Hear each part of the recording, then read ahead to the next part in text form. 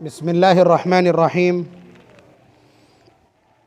अल्हम्दुलिल्लाहि रब्बिल आलमीन वस्सलातु वस्सलामु अला सय्यिदिल अंबिया'i वल मुरसलीन मुहम्मदिन व अला आलिहि व अस्हाबिहि अजमईन, अम्मा बाद। अऊज़ु बिल्लाहि मिनश शैतानिर रजीम। बिस्मिल्लाहिर रहमानिर रहीम।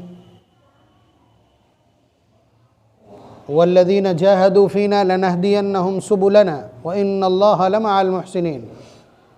वक़ाल तआला वजाहिदू फ़िल्लाहि हक़्क़ जिहादिही हुवा इज्तबाकुम वमा जअल अलैकुम फ़िद्दीन मिन हरज मिल्लत अबीकुम इब्राहीम।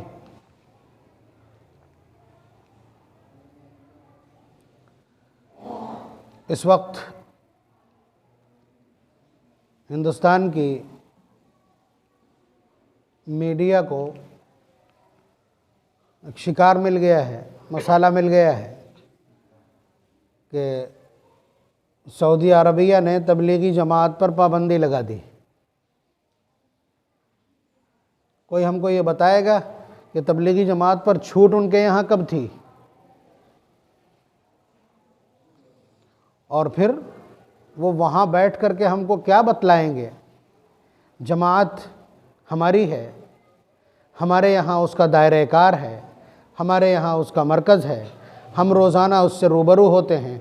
हम में से कोई एक कह दे कि उसमें दहशतगर्दी का कोई एक उन्सुर पाया जाता है,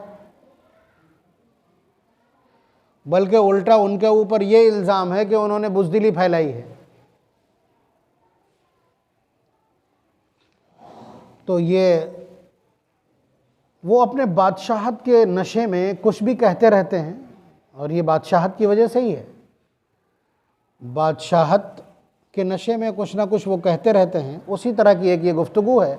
ना उनके यहाँ ये मौजूद बहस है, उस पर किसी ने एहतजाज किया है, ना पूरी दुनिया की किसी मीडिया ने इस खबर को पिक करके और इसको कोई अहमियत दी है, किसी अखबार में इसको शायद सुर्खी बनाया, और कहीं नहीं।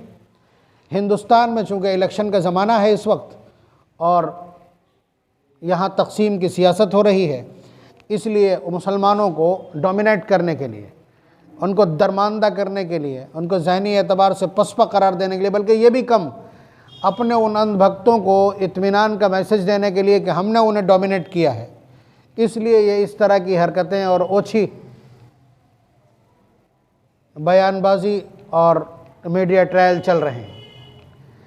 जमात के बारे में अगर पूछना है कि जमात क्या है, तो पिछले एक साल में हिंदुस्तान की तमाम एजेंसीज से पूछा जाए ना, कि जब जमात के ख़िलाफ़ तरह तरह के इल्ज़ाम लगे और जमात के ऊपर तरह तरह के ट्रायल शुरू किए गए, जमात के ख़िलाफ़ मीडिया ने अपने पूरे असर व रसूख और अपनी पूरी क़ुव्वत और पूरी अपनी क़ुव्वत इबलाग का इस्तेमाल किया, तो एजेंसियों ने क्या कहा, बतला दे। कोई एक शिम्मा मिला हो। बाहर की जमातें यहाँ भी मौजूद थी, फ़ॉरेन की जमातें यहाँ मौजूद थी, मुद्दतों यहाँ रही हैं, कोई एक शख्स बतला दे कि किसी ने कुछ पाया हो। उसके एक एक जुमले की तो मॉनिटरिंग होती है। आप अंदाज़ा कीजिए कि अभी कुछ दिनों पहले तो हम ये बतला दें कि ये जमात कैसे वजूद में आई है और इसकी फ़िक्र क्या है, इसका पस मंज़र क्या है। देखिए, जिन लोगों ने आज़ादी के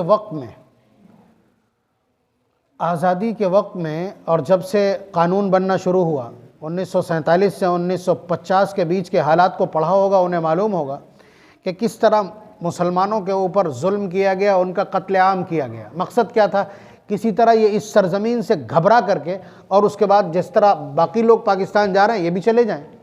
इसलिए एक बड़ा कत्लेआम था और बहुत खौफ व हिरास बिठाया गया था। उसके बाद एक बड़ी तादाद, लाखों में वो अदद है कि जिन्हें कत्ल कर दिया गया, और लाखों में ही वो अदद है जो मुर्तद हो गया, कन्वर्ट हो गया। और इसी तरह का एक बड़ा इलाका मेवात का कहलाता है। तो जाहिर सी बात है, इन तमाम चीज़ों के ख़िलाफ़ हमारे जिन अकाबिर ने एक्शन लिया था, और उस एक्शन के नतीजे में बहुत सारी चीज़ें वजूद में आई थी। एक तो दारुल उलूम देवबंद का क़याम वजूद में आया था, और उसके अलावा जमीयत उलमा की ये बड़ी जमात वजूद में आई थी। उनका सिर्फ मकसद ये था कि यहाँ इस्लाम का बका, यहाँ रहने वालों की इस्लामी शनाख्त और तशख़्ख़ुस और यहाँ शायर दीन और शायर इस्लाम की इहया और उसकी बका की निगरानी की जाए। तो उसी सिलसिले में देखिए, इन सारी चीज़ों में यहाँ जितनी भी दीनी तहरीकें हैं, यहाँ जितने भी दीनी ऑर्गेनाइजेशंस हैं, यहाँ जितनी भी दीनी जमातें और जितनी भी हरकतें हैं, नक़्ल व हरकत, उन सब का कहीं ना कहीं सिरा आप तलाश करते हुए जाएंगे तो वो देवबंद है। इसलिए कि वो हिंदुस्तान का नहीं बल्कि दुनिया का पहला इदारा है कि जो लोगों के उमूमी चंदे से चलता है। ये एक नई शुरुआत थी। दारुल उलूम देवबंद का क़याम हुआ, एक व्यक्ति पढ़ाने वाला और एक व्यक्ति पढ़ने वाला, एक स्टूडेंट है और एक टीचर है, दोनों का नाम इत्तेफाक से महमूद है। पढ़ाने वाले मुल्ला महमूद हैं और ये महमूद हसन, ये देवबंद के रहने वाले हैं, जो पहले शागिर्द हैं, पहले स्टूडेंट हैं देवबंद के। मतलब एक खुली जगह में एक पेड़ के नीचे बैठ के पढ़ा है। तो जाहिर सी बात है, पहला व्यक्ति है, पहला स्टूडेंट है, पहला तालिब इल्म है, उसको तैयार किया गया, वो सैम्पल प्रोडक्ट कहलाता है, नमूने की शख्सियत, आइकॉन पर्सनैलिटी। तो हज़रत शेखुल हिंद रहमतुल्लाह अलैह इतनी बला की शख्सियत है कि अब उनके ज़रिए से जितने शागिर्द पैदा हुए हैं वो हर मैदान के इमाम हैं, उन्हीं के शागिर्द हैं। यानी दारुल उलूम देवबंद की सेकेंड जनरेशन का आदमी हज़रत मौलाना इलियास साहब कांदहली रहमतुल्लाह अलैह, उन्होंने चल फिर करके देखा और देखा कि कांधले का जो खित्ता है, वो मेवात का जो खित्ता है, वो इस्लाम से न सिर्फ ये कि नाबलद है बल्कि वहाँ कुछ मुसलमान इस तरह के हैं जो बाकायदा काफिर नज़र आते हैं। उन्होंने इस हिस्से को ताड़ लिया और उस हिस्से में अपनी गतिविधियाँ शुरू कर दी। और उसके बाद ये शक्ल वजूद में आ गई, ये शक्ल वजूद में आ गई कि दीनदार लोग जहाँ भी होते थे वो वहाँ गए, वो सरपरस्त की हैसियत में, और वहाँ से कुछ अफराद को उठाया, उन्हें दीन सिखा दिया। ये आप समझ लीजिए, जो लोग जमात में लगे हैं वो लोग भी समझ लें, जो नहीं लगे हैं वो भी समझ लें कि एक फॉर्मेट दीन को सिखाने का वो है जो मदारिस में लॉन्च हुआ है, जो मदारिस में जारी और सारी है। यानी बच्चा दाखिल होता है, वो पहले अरबी का ग्रामर सीखता है, अरबी लैंग्वेज सीखता है, फिर उसके बाद में वो कुरान और हदीस को सीखता है, फिर उसके बाद वो सीखने वाले पैदा करता है। ये पूरा इल्म है। लेकिन जो लोग खेत जोते जोते बूढ़े हो गए हैं, उन्हें कलमा भी याद नहीं है, उनके लिए कौन सा मदरसा हो? जाहिर सी बात है वो सालों के हिसाब से तो अब नहीं दे सकते। इसलिए उनके लिए ये एक शॉर्टेस्ट फॉर्मेट दीन में दाखिल होने का बनाया गया था, जिसको तबलीगी जमात कहा जाता है। खेत में से उठाए जाते हैं लोग, खेत में से, दुकानों से, बाज़ारों से, खलिहानों से बुला करके 3 दिन उनके लगा दिए। 3 दिन लगा दिए। 3 दिन मालूम है काहे के लिए होते हैं? पकड़ लेंगे। अब वो ऐसा आदमी जिसे कलमा भी याद नहीं, वो तो आपकी नकल व हरकत देखेगा कि हमारे जो साथी कर रहे हैं, हमारा जो अमीर कर रहा है, हमारा जो सीनियर कर रहा है, हम वही करेंगे।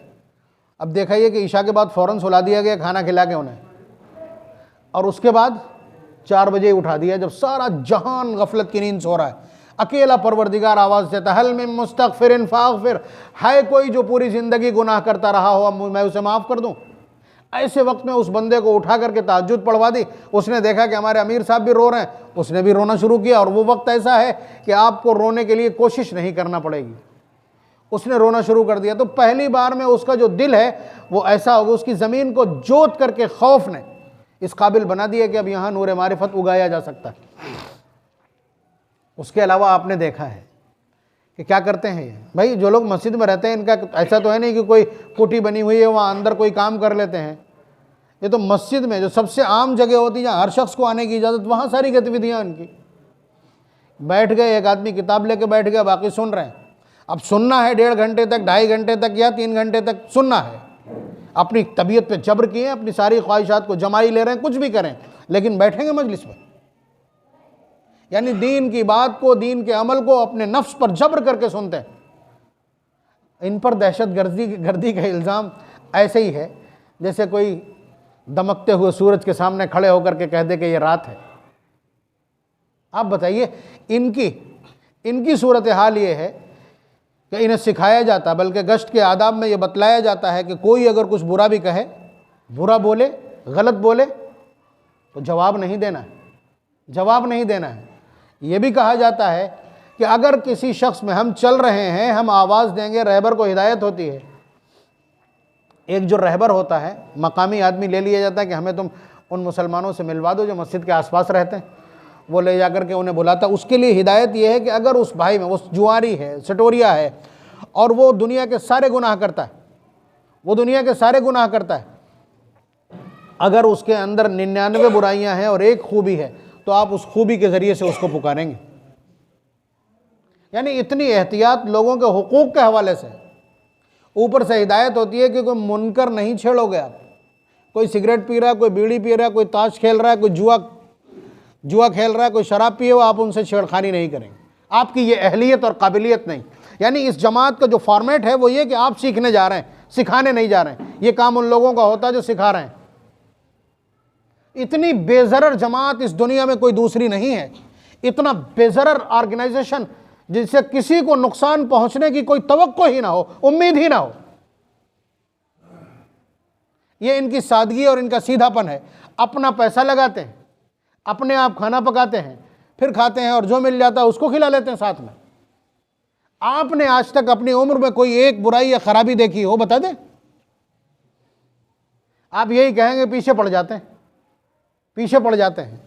तो ये पीछे पड़ना ही तो दीन है। नबी अकरम सल्लल्लाहु अलैहि वसल्लम तो अबू बकर और अबू जहल और अबू लहब के इस तरह पीछे पड़े थे कि अल्लाह तबारक व तआला ने खुद कहा, लअल्लक बाखिउन नफ्सक अल्ला यकूनु मुमिनीन, कि आप गम में घुल करके अपनी जान दे देंगे कि वो ईमान नहीं ला रहे हैं।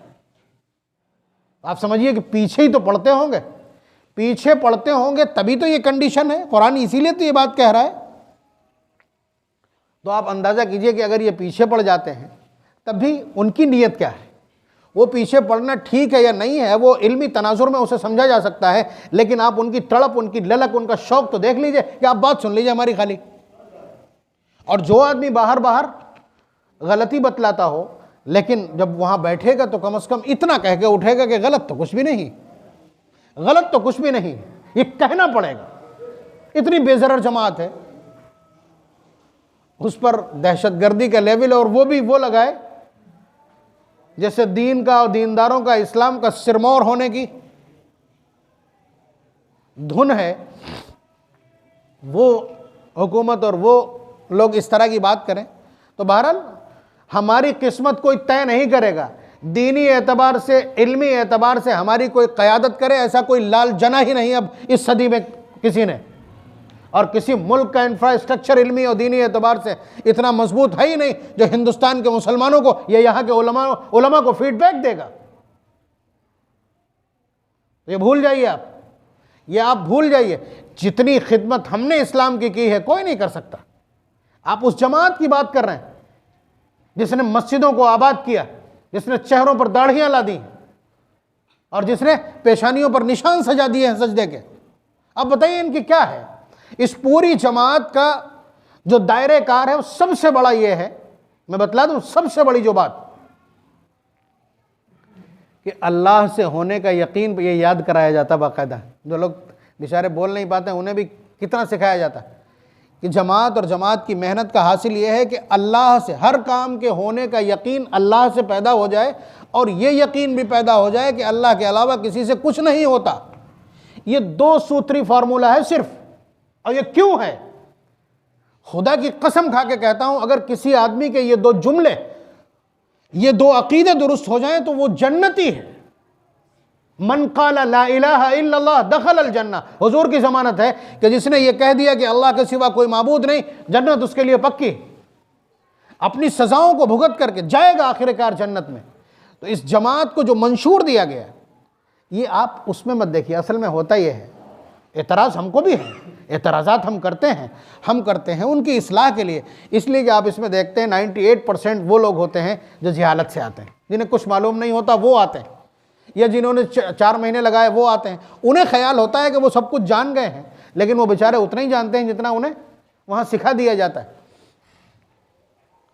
तो आप अंदाज़ा कीजिए कि वो बहुत सारे लोग होते हैं। तो इसलिए बहुत सारी चीज़ों में कभी कभी उनसे गड़बड़ी हो जाती है, गलत बोल जाते हैं। या वो ये एक जो सबसे ज़्यादा गड़बड़ी हो जाती है वो ये कि उन्हें असल में काम से इतना मज़ा आ जाता है, काम से उनकी ज़िंदगी बदल जाती है, इस काम में लगने से उनकी सोच और नज़रिया बदल जाता है। तो वो ये समझते हैं इससे बड़ा कोई काम नहीं दुनिया में। और उन्हें जो साथ में लगे हुए लोग हैं वो भी यही कहते हैं ये सबसे ऊंचा काम है और सबसे बड़ा काम है, ये दावत वाला काम है, ये अंबिया का काम है। तो उन्हें बाकी लोगों के काम ही नहीं दिखते। ये बेचारों की खता है, ये उनकी नाअहली है, कोई मसला नहीं है। ये बहुत बड़ा मसला नहीं है कि जिसे दूसरे लोग क्रिटिसाइज करेंगे। इसको अगर क्रिटिसाइज करेंगे तो हम करेंगे ना, एक आलिम होने की हैसियत से, कि ये तसव्वुर ठीक नहीं है और वक्तन फवक्तन हम कहते रहते हैं।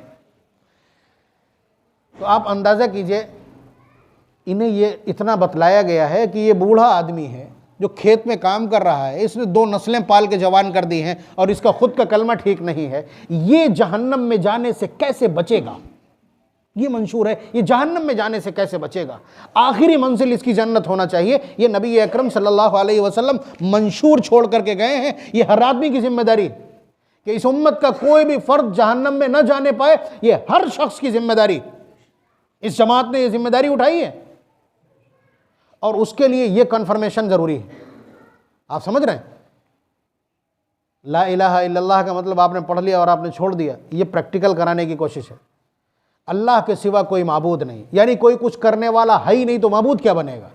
तो अब यहाँ ये यकीन सिखाया जा रहा है कि अल्लाह से होने का यकीन पैदा हो जाए और गैरुल्लाह से न होने का यकीन पैदा हो जाए। इतना सा सिखाने के लिए उठाया जाता है ताकि ये जो इसकी प्राइमरी है, इस्लाम की जो प्राइमरी है और इस्लाम का जो मूल सिद्धांत है, इस्लाम की जो रूह और स्पिरिट है, वो समझ में आ जाए। सिखा दिया, वो सिखा दिया। और साथ में उसके बाद में, यानी तौहीद के बाद में जो पहला मरहला है नमाज। और जो बंदा, आप समझिए कि दिन में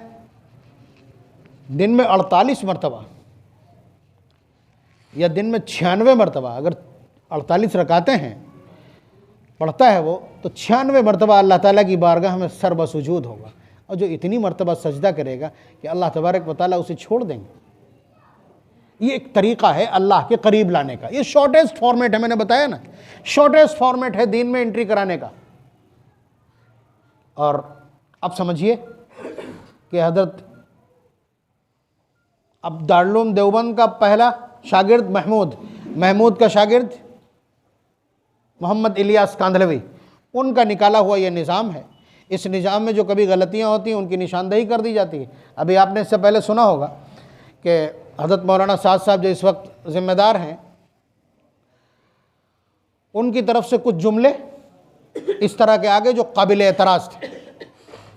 बहुत सारे जुमले थे, उन्हें रिकॉर्ड करके और उसके बाद दारुल के दारुल इफ्ता भेजा गया। देवबंद उनकी जमात है, वो मॉनिटर करेंगे, वो इनकी निगरानी करेंगे। अगर कोई गलती है तो उसकी इस्लाह करेंगे। फ़ौरन दारुल देवबंद ने उसका संज्ञान लेकर के और उसके बाद कह दिया कि ये जुमले गलत हैं, इन पर रुजू होना चाहिए। तो अब रुजू किया या नहीं किया वो तो एक इल्मी बहस है। तो आप अंदाज़ा कीजिए कि वो क्या, उनका जिम्मेदार क्या लफ्ज़ बोल रहा है, उस तक की तो निगरानी होती है।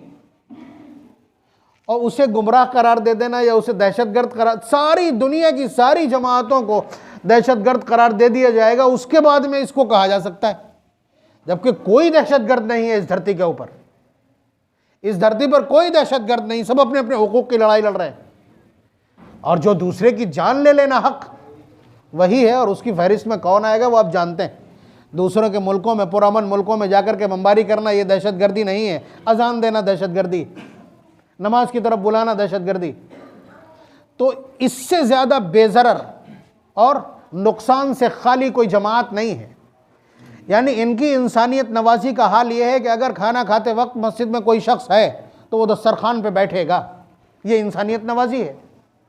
कोई बुराई में मुब्तला है, उससे चेहरा फेर लेना, खामोश रहना, ना बोलना। आप बताइए इससे ज़्यादा नरमी क्या हो सकती है? किसी आदमी के अंदर 99 बुराइयां हैं, उन सबको नज़रअंदाज करके उसकी एक खूबी है तो उस खूबी से उसको बुला करके लाना। इनके इकराम का हाल ये है कि जब इनकी एक जमात गश्त पर जाती है तो एक शख्स दरवाजे पर खड़ा होता है आने वालों के इस्तकबाल के लिए। आप शादियों में इस्तकबाल नहीं कर पाते, वो दीन की तरफ बुलाने, नमाज के लिए बुलाने पर इस्तकबाल पे एक शख्स लगा होता है, एक आदमी लगा होता है खिदमत के ऊपर कि जो लोटे भर के देगा आने वाले को। है कोई जो लोटे भर के दे दे? ये इंसानियत नवाजी है। उसके अलावा एक आदमी यहां दुआ कर रहा होगा कि बारे इलाहा, जो लोग बाहर गए हैं और अपने भाइयों को दीन की दावत दे रहे हैं, उनकी आवाज में असर पैदा कर दीजिए। इतना पाकीज़ा नेटवर्क बतला दीजिए किसका? इतना साफ और शफाफ और अल्लाह ताला के करीब लाने वाला कोई और नेटवर्क हो तो मुझे बतला दे कोई। मैं आपका जहन साफ करना चाहता हूं, आपका जहन साफ करना चाहता हूं। और उन लोगों का जहन तो साफ हो ही जाना चाहिए जो ये कहते थे कि ये घर बार छोड़ करके, कारोबार छोड़ करके जमात में निकल जाते हैं 40-40 दिन, इनके घर का पूरा कैसे होता, सऊदीया से पैसा आता है। अब तो मालूम हो गया कि सऊदीया से पैसा नहीं आता होगा। जब वो दहशतगर्द करार दे रहे हैं इस जमात को, तो पैसा क्यों देने लगे वो? आप समझ रहे हैं? ये वाली गलतफहमी भी दूर हो जाना चाहिए। अलबत्ता एक चीज़ है जिससे हुकूमतों पर घबराहट तारी हो सकती। इस जमात की एक ऐसी खूबी है कि जो हुकूमतों पर या उनके लॉ एंड ऑर्डर को सख्ते में ला सकती है, और वो आप भी जानते हैं। यह है इनकी सादगी कि आप इन्हें गालियां बके, आए दिन ये होता रहता है। एक जमात कहती है कि जमात वालों को मत घुसने देना, मस्जिद नापाक हो जाती, फलाना हो जाता। ये जाते हैं, गालियां खाते हैं, कोई भी कुछ कहता रहे, अगर नहीं ठहरने देगा चले जाएंगे। जवाब में एक लफ्ज़ कभी किसी ने कहा हो तो बता दीजिए, कहीं से मिला हो आपको, कभी एक लफ्ज़ मिला हो तो बता दीजिए। अगर दहशतगर्द हो तो फिर जबान न खींच ले मुंह से, जबान न खींच ले मुंह से। एक लफ्ज़ किसी ने आज तक कहा हो जवाब में, मस्जिद से चले जाएं, गालियां खा लेंगे आपकी।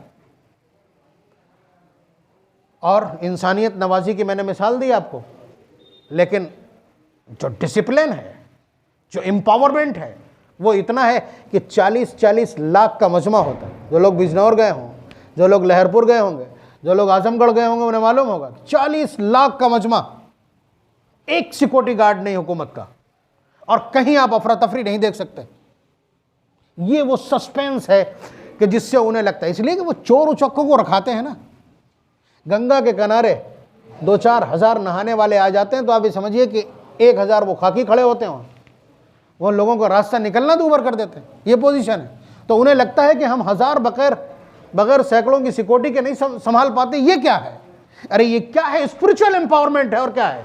ये रूहानी कुव्वत है, ये इनक़ियाद और इताअत है कि हम अब अल्लाह तबारक व तआला से डरते हैं और उनकी नाराजगी ना हो जाए, इसलिए हम दूसरों का लिहाज करते हैं। तो इस सिलसिले में आपका जहन साफ करना था, इसलिए कि आप इन्हें बरत रहे हैं, इन्हें देख रहे हैं। यहाँ उसका मरकज़ है, हमारी ये जमात है, हमारी ये जमात है, और ये दीन की खिदमत कर रही है। दीन की खिदमत करे, गली कूचों में अगर आज दीन है और मसाजिद अगर आबाद हैं तो उसकी देन ये जमात है। और हमसे क्या पूछे? हिंदुस्तान की एजेंसियां बतलाएंगी ना, पिछले 1.5 साल से वो इसी में जूझ रही हैं कि जमात का कोई शोशा मिल जाए। आज तक कुछ मिला हो तो बता दे। फॉरेन की जमातें भी यहाँ मौजूद थी, आज तक कोई खिलाफ तवक्को कोई अमल कोई नोट किया हो किसी ने तो बतला दे कोई एजेंसी। सब ने क्लीन चिट दी और मजबूरन दी। सऊदी अरबिया ने, पहली बात मैं इससे पहले कह चुका हूँ, लेकिन यहाँ तो लोग बहुत देर में आते हैं। अब सर्दी शुरू हो गई, 5 मिनट पहले ही लोग मस्जिद में आएंगे, जबकि उन्हें मालूम है कि अजान के बाद कोई भी काम करना हराम है। देखिए, सऊदी अरबिया बादशाहत है, किंगडम है, ममलकत है। जो लोग न जानते हों बादशाहत को तो वो समझ लीजिए, कंडीशन ये होती है कि 2 सगे भाई दस्तरखान पर बैठकर अपने कमरे में बैठ करके हुकूमत को क्रिटिसाइज़ नहीं कर सकते। उनमें से एक दूसरे के ऊपर शक करेगा कि ये हुकूमत का आदमी ना हो। कोई शख्स, कोई खतीब बड़े से बड़ा, चाहे वो हरम मक्की का हो चाहे वो हरम मदनी का हो, एक लफ्ज़ खुतबे में वो नहीं बोल सकता जो उसका अपना हो। वज़ीर इत्तलात और नशरियात जहाँ साइन कर देगा सिर्फ उतना ही बोल सकता है। मेरे सामने अभी 2018 में हज पे गया तो पहले ही जुमे में मक्के में हरम में जिन्होंने खुतबा दिया वो खुतबा हज़रत फ़ातिमा ज़हरा रज़ी अल्लाह तआला अन्हा की सीरत पे था, और उसमें उन्होंने पर्दे के ऊपर कुछ बात की, और उसी टाइम उसने बेपर्दगी का आगाज़ किया था, उनको उठा के बंद कर दिया गया। जितने भी सरबरावुर्दा कद्दावर उलमा हैं पूरे सऊदी अरबिया के, एक भी नहीं है जो बाहर हो, सब के सब जेलों के अंदर, और सबकी एक एक करके गर्दनें तराशी जा रही। क्या समझ रहे हैं आप? तो तबलीगी जमात को वो दहशतगर्द कर रहे हैं, उस पर पाबंदी लगा रहे हैं। वह इजाज़त कब थी? इजाज़त कब थी? एक आदमी बैठ करके 5 लोगों को ऐसे हल्के में लेके बैठ जाए, उठा के जेल में डाल दिया जाएगा। कभी सुना कोई एहतजाज? ये 10 लोग अगर प्ले कार्ड उठा करके आ जाए तो आप ये समझ लीजिए कि अगले 1 आध महीने में उन पर ट्रायल चला करके 10 के 10 के सर कलम कर दिए जाएंगे। और ये उनकी मजबूरी नहीं, ये किंगडम की मजबूरी है। बादशाहत इसी तरह चलती, बादशाहत इसी तरह चलती। हज़रत शाह अबरारुल हक साहब रहमतुल्लाह अलैह कहे दो चार लोग खाली आके बैठ गए, वो इतनी बड़ी हस्ती, इतनी कद्दावर शख्सियत, एहसान और सलूक का इतना बड़ा सिरमा और इतना बड़ा नाम, जहां बैठेंगे भीड़ लग जाएगी। आप ये समझिए तुरंत तफ्तीश हो गई। आप हरम में बैठ जाइए, अपने अपने गिर्द 10 लोग बिठा लीजिए, तुरंत थोड़ी देर के बाद में सिक्योरिटी गार्ड आपको ले जाएगा आकर। तो आप उनकी क्या बात कर रहे हैं? और फिर बस इतना ही कहूँगा, तो उन बेचारों को क्या मालूम, वो तो शहजादे हैं, शहजादगी में जी रहे हैं। हज़रत इब्राहीम अलैहिस्सलाम ने दुआ कर दी थी, वर्ज़ुक़हुम मिनस-समरात, अल्लाह इन्हें फल इनायत कर दीजिएगा। तो दुनिया में जहाँ जहाँ फल पैदा होते हैं वो सबसे पहले वहाँ उनके मार्केट में पहुँचा दिए जाते हैं। ये मक्का मुकर्रमा की मरकज़ियत है। उसके अलावा ज़मीन के फल क्या है? ज़मीन का फल क्या है? नंबर 1 पे सोना प्लेटिनियम है और नंबर 2 पे पेट्रोल है। दोनों उन्हें वहाँ मौजूद हैं। ये दुआ का असर है। और तक़द्दुस और पाकीज़गी ये है कि अल्लाह तबारक व तआला ने हज़रत मोहम्मद सल्लल्लाहु अलैहि वसल्लम को मक्के में पैदा किया है और मदीना मुनव्वरा में सुला दिया है। तो ये ऐसा एहसास है जिसकी बराबरी हम नहीं कर सकते। लेकिन लड़ाई तो आमाल की है, लड़ाई तो आमाल की है। उनका कमाल क्या है कि हुजूर ने अपने वक्त में, अपनी ज़िंदगी में पूरे मक्के को फतह कर दिया। एक शख्स कुफ्र बोलने वाला नहीं था, सारे कलमागो थे। मदीना मुनव्वरा को हुजूर ने बिल्कुल खाली करा दिया, यहाँ तक कि यहूद और नसारा सारे के सारे मदीना मुनव्वरा को छोड़ के चले गए। हज़रत उमर रज़ी अल्लाह तआला ने पूरे जज़ीरतुल अरब को दुश्मनों से पाक कर दिया। एक बने बनाए स्टेज के ऊपर मईशत भी ताकतवर है और स्टारडम भी तुम्हारे पास मौजूद है। क्या किया है, क्या किया है? अगर आमाल की बुनियाद पर एनालिसिस होगा तो हिंदुस्तान के मुसलमानों से आंख मिलाने की पूरी दुनिया में किसी की हिम्मत और औकात नहीं है। आप बतलाइए, सबसे ज्यादा बुत परस्ती कहां होती है? बुत परस्ती का मरकज कौन सा है? हिंदुस्तान से भी बड़ा कोई मरकज है? यहां 33 करोड़ बुतों की परस्तिश होती है। कौन सी वो चीज है झाड़ू और चूहे से लेकर के पेशाब और गोबर तक जो पूजी नहीं जाती? आप बतलाइए, इस कुफ्रिस्तान में, कुफ्र की धरती पर हमने अशहदु अल्ला इलाहा इल्लल्लाह के गलगले बुलंद किए हैं। 5 वक्त इस हिंदुस्तान का कोई गोशा नहीं जहां तक ये आवाज ना पहुंचती हो। यहीं से हम आवाज देते हैं, हय्या अला सलाह, लोगों आओ नमाज की तरफ और आओ कामयाबी की तरफ। मस्जिद के दरवाजे खुले हैं। कुफ्रिस्तान है, हुआ करे, गंगा की धारा पर मुसलसल पूजा हो रही है, लेकिन वहीं पर अजान की आवाजें गूंजती रहती। कमाल हमारा है कि इस कुफ्र के तूफान में हमने चराग जलाए हैं और उन चरागों की रोशनियों की हमने पासबानी की है। हमको कोई सबक नहीं सिखला सकता इस धरती के ऊपर।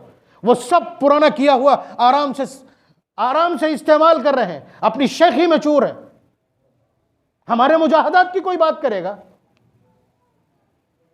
हमने क्या किया है? आज सूरत हाल यह है, पूरी दुनिया को खुला चैलेंज मदीना और मक्का मिला करके कि जितनी अच्छी सूरत हाल इस्लाम और दीन की यहां है, कहीं हो तो दिखा दे। उनका मुअज्जिन देख लीजिए, हमारा मुअज्जिन देख लीजिए और देखिए शरई बुनियादों पर हुलिया क्या है। मैं इससे ज्यादा कुछ कहना नहीं चाहता, इसलिए कि मुकद्दस धरती के लोग हैं, जुबान खोलते दिक्कत होती है। लेकिन इस तरह कुफ्र तक पहुंच जाएंगे और उसके बावजूद खामोशी रहेगी, यह मुमकिन नहीं है। हमारी जमातों को, जिनकी वजह से दीन जिंदा और मसाजिद आबाद हैं, उन्हें वो दहशतगर्द कहेंगे? उनके पास सर्टिफिकेट हैं जो वो बांटेंगे। हमारी जमात हम बरत रहे हैं इस कुफ्रिस्तान में। यहाँ की एजेंसियां तहकीक कर रही हैं, यहाँ की एजेंसियां दुश्मनी का चश्मा लगा करके और बाल से खाल तक और एक एक जुमले को मॉनिटर कर रही हैं। ला दे रहा कोई, गड़बड़ी कहाँ है? फिर दूसरे को कौन सा ये इख्तियार पहुँचता है? फिर यहीं के लोग खाली मुली, यहाँ का मीडिया चिल्ला रहा, किसी के अखबार में, किसी दुनिया भर के तमाम अखबारात में से किसी ने भी इसको सुर्खी नहीं बनाया, जगह नहीं दी अखबार में। तमाशा बना हुआ है, यहाँ का मीडिया परेशान हाल है। अल्लाह तबारक व तआला हम सबको एतमाद नसीब फरमाए, ईमानी गैरत नसीब फरमाए, जुरत और हिम्मत और इस्तिकामत और अज़्म नसीब फरमाए कि हम अपने दम पर इस्लाम के साथ, इस्लामी गैरत के साथ, ईमान के साथ, ईमानी खसाइस के साथ और दीनी शायर के साथ, दीनी पहचान के साथ यहाँ ज़िंदा रहें। इतनी हिम्मत और हौसला अल्लाह हमें इनायत कर दे। व आखिर दावाना अनिल हम्दुलिल्लाहि रब्बिल आलमीन।